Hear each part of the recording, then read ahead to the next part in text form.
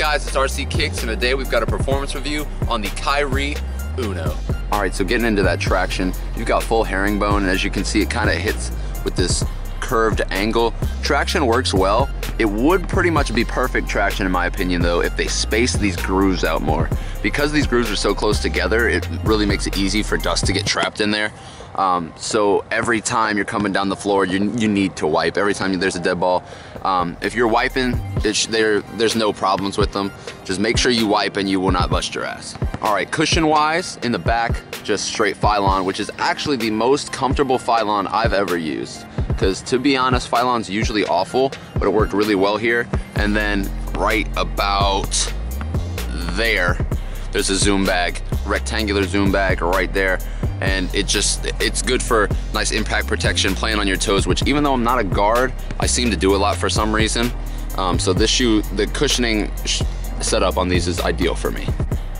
All right, so getting into the breathability of the shoe, it's a pretty awful feature of the shoe, I'm not gonna lie. My feet got really hot in these. As you can see, this is just a full nylon tongue, so it's really just no heat is escaping there. Down here, they did get rid of the layer of hyperfuse and just kind of left mesh on mesh, but it's still not that great. But this section did leave for good flexibility, which I will get into right now. All right, so flexibility on the shoe, as you can see, it's not super flexible, but it does definitely work.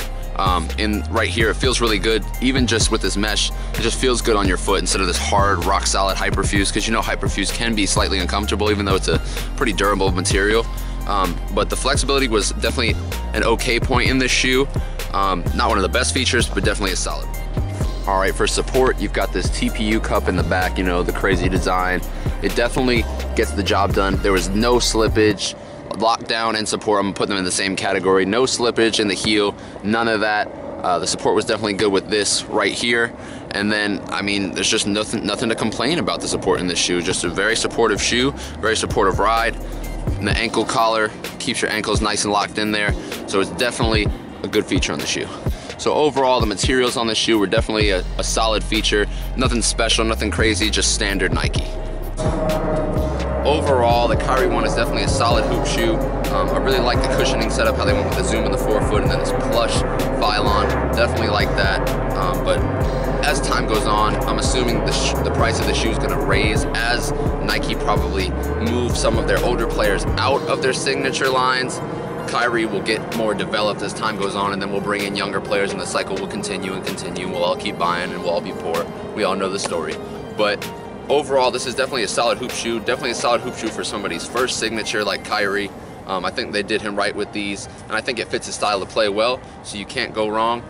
This is definitely a pickup for, I think, anybody who can't spend as much as, let's say, a LeBron 12, $200.